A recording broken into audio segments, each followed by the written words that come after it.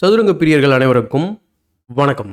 இன்றைக்கி நம்ம பார்க்க போகிற வீடியோவில் பிராக் செஸ் ஃபெஸ்டிவலில் சுற்று 4லிருந்து ஒரு முக்கியமான ஆட்டத்தை வந்து பார்க்க போகிறோம். இந்த ஆட்டம் வந்து பார்த்தீங்க அப்படின்னு சொன்னாக்கா நம்ம பிரக்னானந்தாவுக்கும் வின்சென்ட் கேமருக்கும் நடந்திருக்கு. வின்சென்ட் கேமர் இந்த ஆட்டத்தில் வந்து பார்த்திங்கன்னா ஒயிட் பீஸ் வந்து ஹேண்டில் பண்ணுறாரு, பிரக் வந்து பிளாக் பீஸ் வந்து ஹேண்டில் பண்ணுறாரு. இந்த ஆட்டம் சுவாரஸ்யமாக இருக்கிறதுக்கு ஒரு முக்கியமான காரணம் என்ன அப்படின்னா, பிரக் வந்து இந்த ஆட்டத்தில் ஃப்ரெஞ்ச் டிஃபென்ஸை வந்து பயன்படுத்துகிறாரு. சப்போஸ் நீங்கள் ஃப்ரெஞ்ச் டிஃபென்ஸ் வந்து எப்படி விளையாடணும் அப்படின்னு தெரில அப்படின்னு சொன்னால், நம்ம சேனலில் ஏற்கனவே வந்து பார்த்தீங்க அப்படின்னு சொன்னால், நம்ம ஒரு 9லேருந்து 10 வீடியோ கிட்ட நம்ம வந்து ஃப்ரெஞ்ச் டிஃபென்ஸ் சம்மந்தமாகவே நம்ம வந்து போட்டிருக்கோம். இன்கேஸ் நீங்கள் இன்ட்ரெஸ்ட்டாக இருந்தால் நீங்கள் எதாவது செக் பண்ணி பார்க்கலாம். ஸோ இப்போது எந்த ஒரு டிலேவும் இல்லாமல் கேமுக்குள்ளே போயிடலாம். அதுக்கு முன்னாடி ஒரே ஒரு ரெக்வஸ்ட் என்ன அப்படின்னு நம்ம சேனல் நீங்கள் சப்ஸ்கிரைப் பண்ணாமல் வீடியோஸ்லாம் பார்த்துட்டீங்கன்னா சப்ஸ்கிரைப் பண்ணிட்டு பெல் பட்டனை ப்ரெஸ் பண்ணி வச்சுக்கோங்க. இப்போ கேமை பார்க்கலாம் வாங்க. இந்த கேம் நான் ஏற்கனவே வந்து போர்டை ஃப்ளிப் பண்ணி வச்சிட்டேன். ஸோ வின்சென்ட் கேமர் வந்து கேம் வந்து E4 ஓப்பன் பண்ணுறாரு. ஸோ இன்ட்ரடக்ஷனில் சொன்ன மாதிரி ஃப்ரெஞ்ச் டிஃபென்ஸ் வந்து பார்க்குறோம். வேரியேஷன் வைஸ் நம்ம இங்கே வினவர் வேரியேஷன் பார்க்குறோம். அதில் ஃபர்தராக வந்து பார்க்கும்போது இது வந்து போக்லஜுபோவ் வேரியேஷன் சொல்லி பிரான்ச் ஆகுது. ஸோ C5 அதுக்கப்புறம் பிஷப் D2. ஐடியா என்னென்னா சென்டரை வந்து கொலாப்ஸ் பண்ணுறது தான் வந்து பிளாக்கோட idea. So knight to E7. இந்த பொசிஷனில் வந்து இப்படி நம்ம கேப்சர் பண்ணுறதுனால ஏதாவது ஒரு பாயிண்ட் இருக்குமா அப்படின்னு கேட்டிங்கன்னா, நைட் டு B5 வந்து விளையாட முடியும். ஸோ இங்கே பிஷப் அட்டாக்ல இருக்குது. இந்த பான் ஹோல்ட் பண்ணணும்னு நினச்சிங்க அப்படின்னு சொன்னால் ஹோல்ட் பண்ணலாம். பட் என்னென்னா நம்ம ஃபர்தராக வந்து ஒயிட்டுக்கு வந்து ரொம்ப இன்ட்ரெஸ்டிங்கான மூவ்ஸ்லாம் கொடுக்குற மாதிரி ஆகிடும். ஸோ அந்த காரணத்தினால இந்த மாதிரி நம்ம க்ரீடியாக விளையாட முடியாது. ஸோ நைட் E7 ப்ளே பண்ணுறாரு. பின் அதுக்கப்புறம் பான் டு A3 ஜஸ்ட் வந்து பார்த்திங்கன்னா அந்த பிஷப்க்கு ஒரு கொஷின் மார்க் போடுறாரு. அதுக்கப்புறம் பிஷப் வந்து நைட்டுக்கு ட்ரேட் பண்ணுறாரு. பண்ணதுக்கப்புறம் B6க்கு அப்புறம் H4 நைட் B6 டெவலப் பண்ணுறாரு. அண்ட் அந்த H-பான் வந்து பார்த்திங்கன்னா ஃபர்தராக வந்துக்கிட்டே இருக்குது.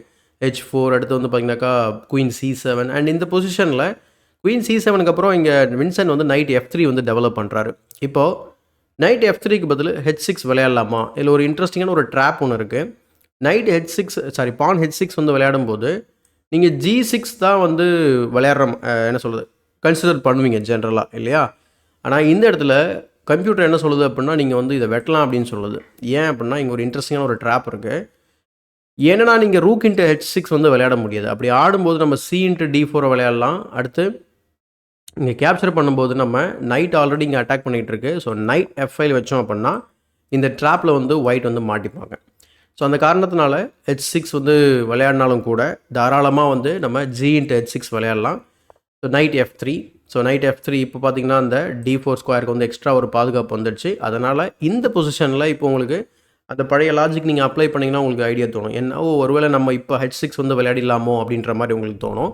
கரெக்ட். இப்போ நீங்கள் H6 விளையாடுறதுனா இப்போ நீங்கள் விளையாடலாம் ஆக்சுவலாக. ஸோ H6 பட் கேமில் வந்து பார்த்திங்கன்னா பிறகு என்ன பண்ணுறாரு, நைட் F5 வந்து போகிறாரு. D4ல் ப்ரெஷர் பில்டப் பண்ணுறாரு. பின் அதுக்கப்புறம் bishop to B5 pinning down the knight. So bishop D7 உடனே அன்பின் பண்ணுறாரு. ஸோ பிஷப் வந்து ட்ரேட் பண்ணிடுறாரு நைட்டுக்கு. ஸோ பிஷப் இன்ட்டு C6 அதுக்கப்புறம் பான் டு G4 நைட்டை திரும்ப ஓட விடுறாரு. ஜென்ரலாக வந்து பார்த்திங்க அப்படின்னு சொன்னால் இந்த மாதிரி ஃப்ரெஞ்ச் டிஃபென்ஸில் நைட் F5 வர்றது, கேரகானில் நைட் F5 வர்றப்போ இந்த மாதிரி G4 விளையாடுறது ரொம்ப ரொம்ப சகஜம். பட் இந்த மாதிரி ஓப்பனிங் ஸ்டேஜில் இந்த மாதிரி அக்ரெசிவாக 2 பேருமே விளையாடுறாங்க. ஸோ எப்படி ப்ரோக்ரஸ் ஆகுது அப்படிங்கிறத பார்க்கலாம். நைட் E7 அதுக்கப்புறம் pawn to H6 then G into H6. So இங்கே தாராளமாக ரூக் இன்ட்டு H6 விளையாட முடியும். ஏன்னா there is no knight F5. அதே போல் இங்கே C6ல் இருக்க நைட்டுமே கிடையாது.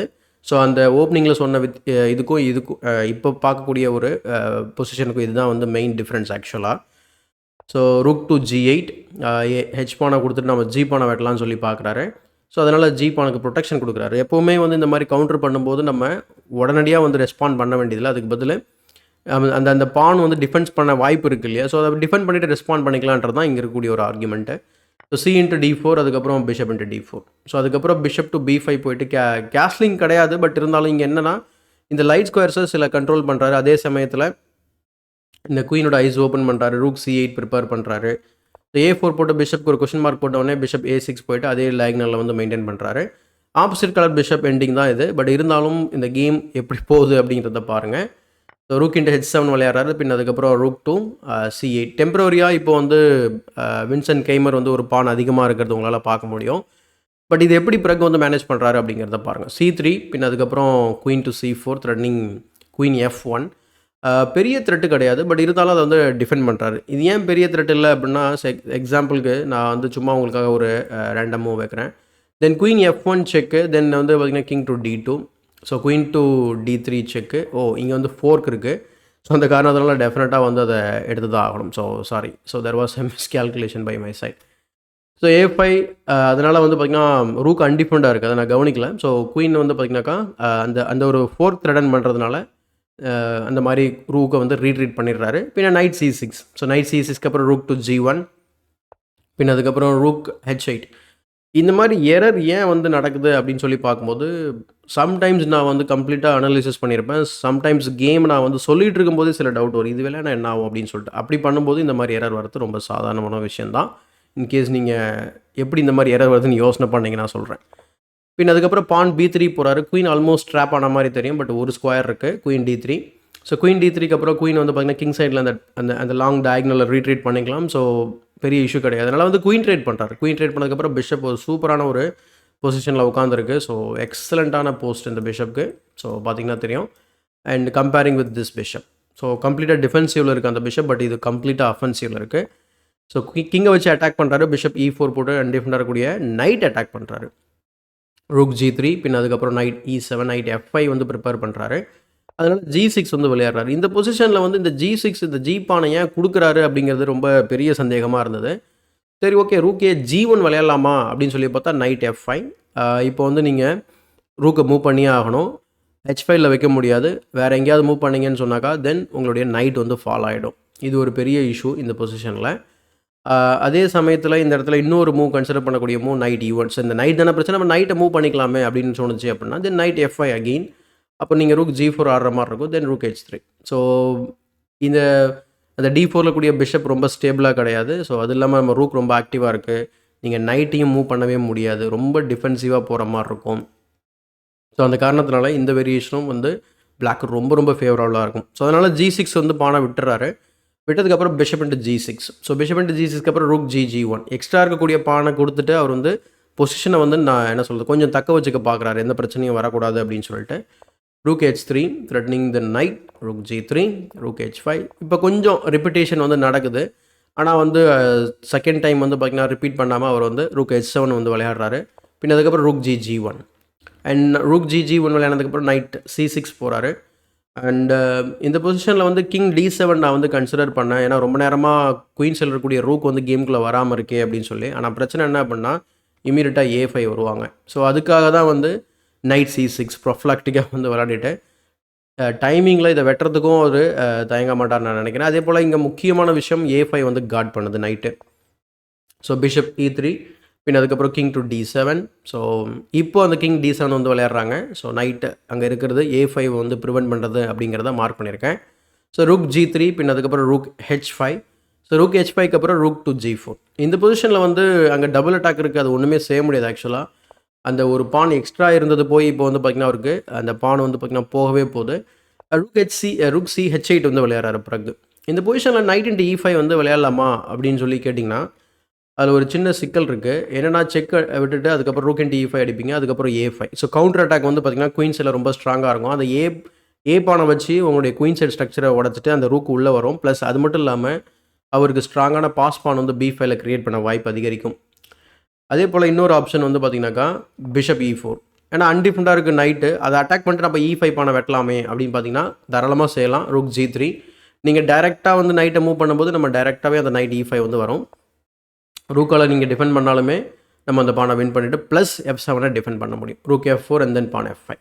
ஸோ அந்த பான் நமக்கு வந்து பார்த்திங்கன்னா எந்த ஒரு பிரச்சனையும் இல்லாமல் ஒரு ஃப்ரீ பானாவே கிடச்சிடும். ரொம்ப இன்ட்ரெஸ்டிங்கான பொசிஷன். Rook CH8. அதுக்கப்புறம் rook F4.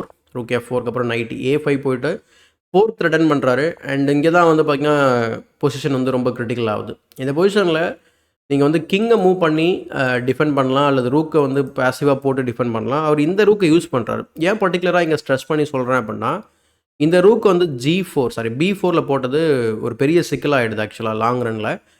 So rook F5 போட்டதுக்கப்புறம் திரும்ப நைட் அட்டாக்ல இருக்குது. ஸோ என்ன பண்ணுறாரு, நைட்டை D4ல போட்டு திரும்ப கவுண்டர் அட்டாக் மாதிரி பண்ணுறாரு. Rook into E5.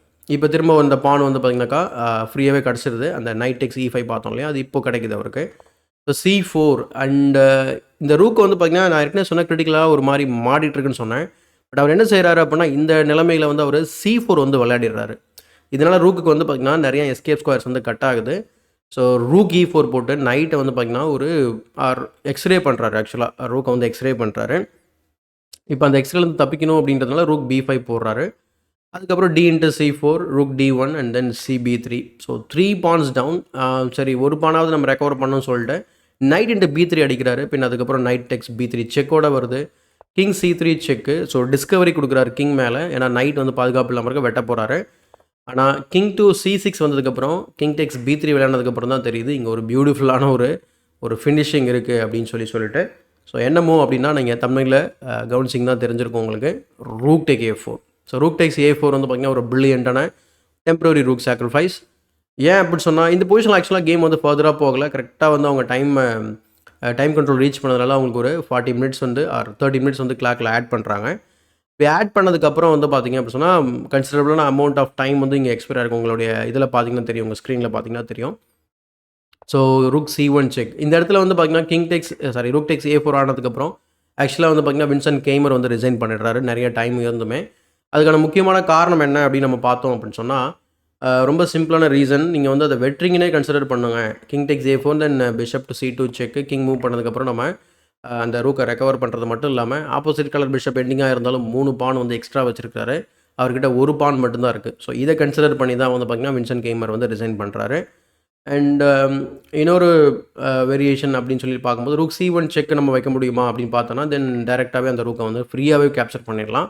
ஸோ அதுக்கப்புறம் உங்களுக்கு வந்து பார்த்திங்கன்னா கிங்கை ட்ரைவ் பண்ணிவிட்டு இந்த ரூக்கை வெட்டுறதுக்கு வாய்ப்பு அமையாது. ஸோ இது ஒரு பிரச்சனை. ஸோ இந்த காரணத்தினால தான் வின்சென்ட் கேமர் வந்து ரிசைன் பண்ணிட்டாரு. பிரக் வந்து பார்த்திங்கன்னா 4வது சுற்றில் வின்சென்ட் கேமரை வந்து பார்த்திங்கன்னா பீட் பண்ணிட்டாரு. அண்டு இந்த வின்னும் அண்டு இன்னொரு வின்னும் வந்து பார்த்திங்கன்னா 2 வின் பண்ணதுனால அவருக்கு வந்து 5 பாயிண்ட்ஸ் எடுக்கிறதுக்கு ஒரு ஹெல்ப்ஃபுல்லான ஒரு விஷயமா இருந்தது. அண்ட் அவருக்கு ஒரு டீசெண்டான பர்ஃபார்மன்ஸ் ஆக்சுவலாக பிரக்ஞானந்தாவுக்கு. ஸோ வேறு ஏதாவது பிரக் செஸ் ஃபெஸ்டிவலில் வந்து இன்னும் இன்ட்ரெஸ்டிங்கான கேம்ஸ் எதாவது நம்ம மிஸ் பண்ணியிருந்தோம் அப்படின்னா கமெண்ட் செக்ஷனில் பதிவு பண்ணுங்கள். அண்ட் இந்த வீடியோ பிடிச்சிருந்தால் லைக் போடுங்க. மறக்காமல் தமிழ் செஸ் சேனலை சப்ஸ்கிரைப் பண்ணி வச்சுக்கோங்க. இதே போல் ஒரு பயனுள்ள வீடியோவுடன் உங்களை சந்திக்கும் வரை உங்களிடம் விடைபெறுவது உங்கள் சதுரங்க சாணக்கியன்.